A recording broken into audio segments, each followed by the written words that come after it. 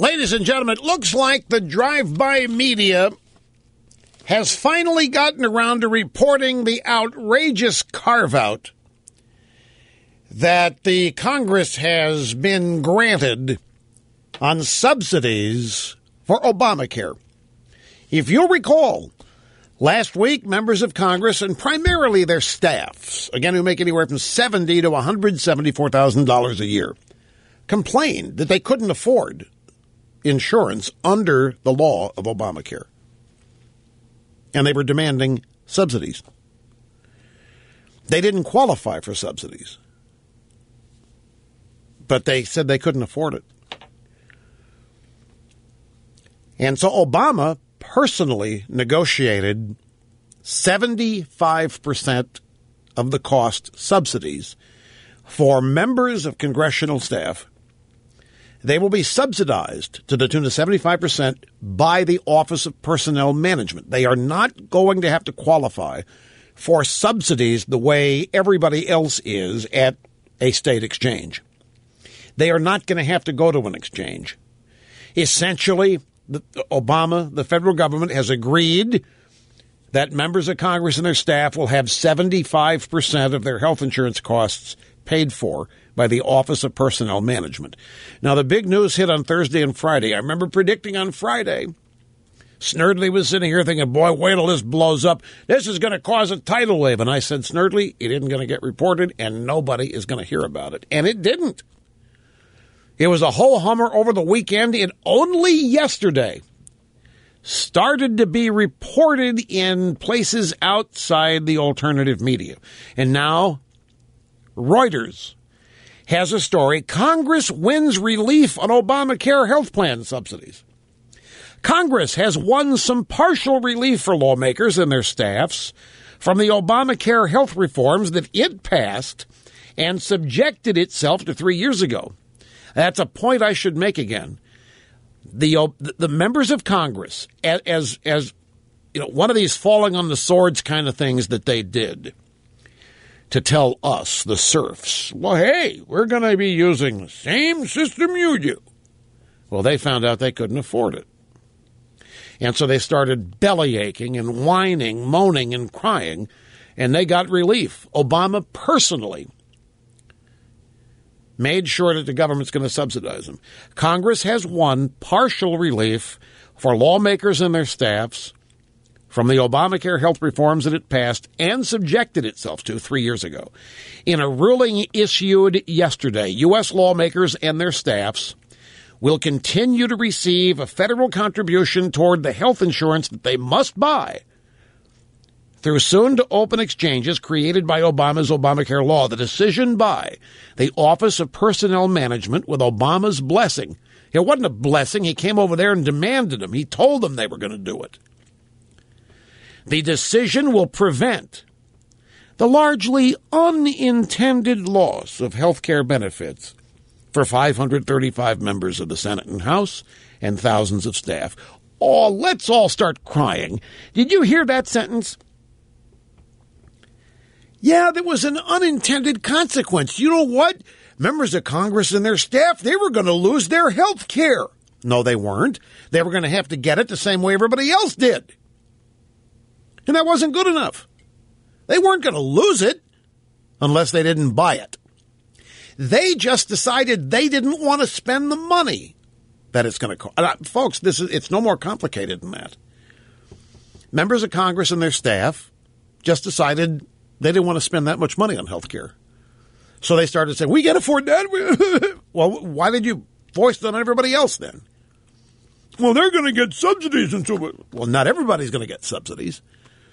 Anyway, they do now from the Office of Personnel Management. The mainstream media finally got around to reporting this outrageous carve-out today.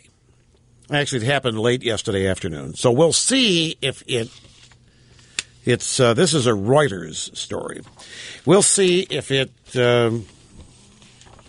begins to reach further, if the tentacles of this story find their way deeper into the fabric of the news society. But I doubt it.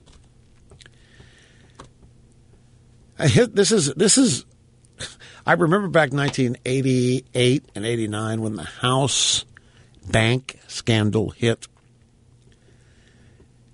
And I remember they asked me to go on the news hour with Jim Lara. Back then it was the McNeil-Lara news hour.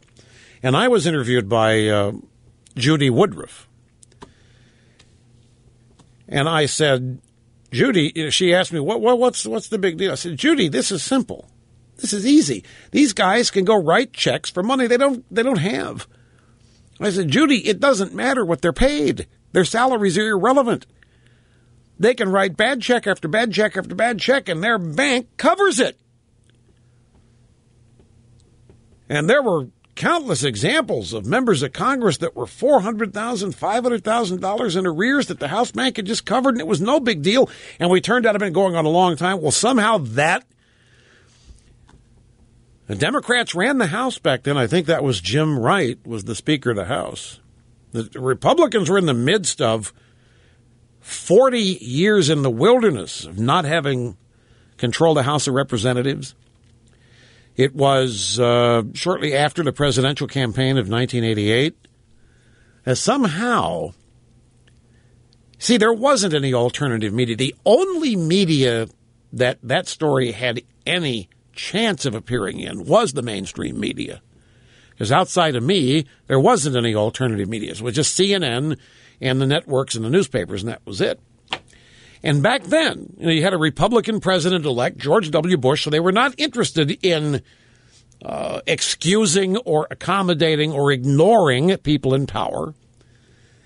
And they were still in their mode back in 1988 of being suspicious of people in power, which they're no longer practicing, particularly if it's Democrats. They are if it's Republicans. And back then, the only media this story could have appeared in was the mainstream media, and it did. And it got big precisely because it was easy. I remember Guy Vanderjagt was a member of Congress in Michigan, and he appeared after I did on that episode of the McNeil-Lara News Hour. And I remember him sitting there pointing his finger at the camera. He had no idea who I was. I mean, I'd basically been doing this show 6 months, and he was wagging his finger, and he said, I don't know who that was, but whatever he said is exactly right. This is just too easy to understand. You've got members of the House who can write themselves checks for any amount they want, anytime they want. You know what else is happening? At the House Post Office, a member of Congress could take a check, say for $5,000, it's a campaign donor check, $5,000 over to his account, and buy $1 worth of stamps and take the change in cash. So when this stuff broke, I mean, it was easily understood, and there was an outrage. This was the first step. This scandal was the first thing that happened, the progression of events that resulted in the Republicans winning the House in the 1994 elections. And this is the same thing. Now, my point is that the House bank scandal was as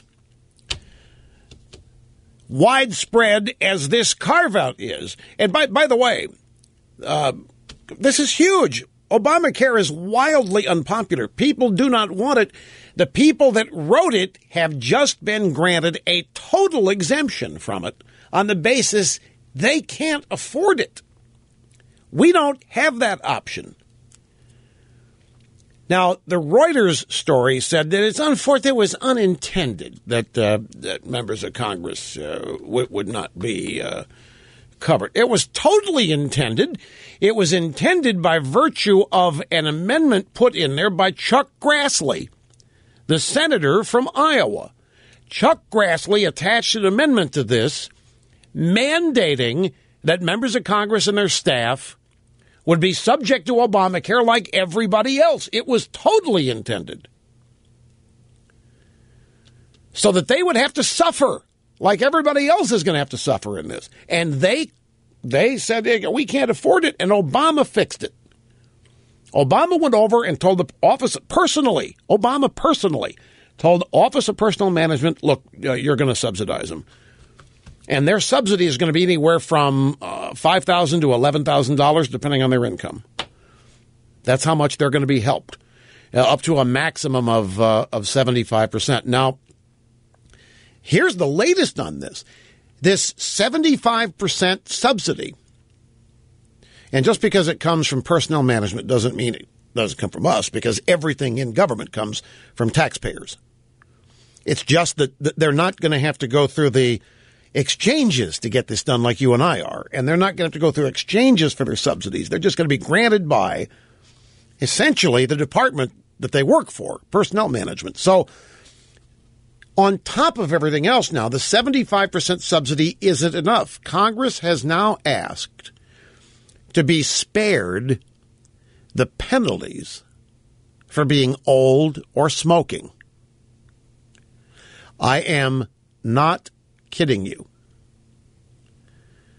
Under their old federal health insurance program, Congress all paid the same premiums, but thanks to Obamacare, the premiums are going to vary based on age, smoking, and place of residence.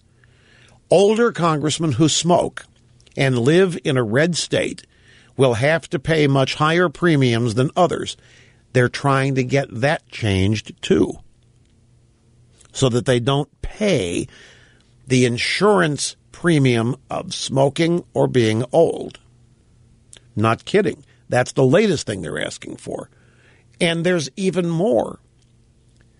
Even though congressmen get to keep their 75% taxpayer subsidy for the rest of their lives, it's not a one-time thing. Every renewal on their insurance will be subsidized 75%. That's still not good enough.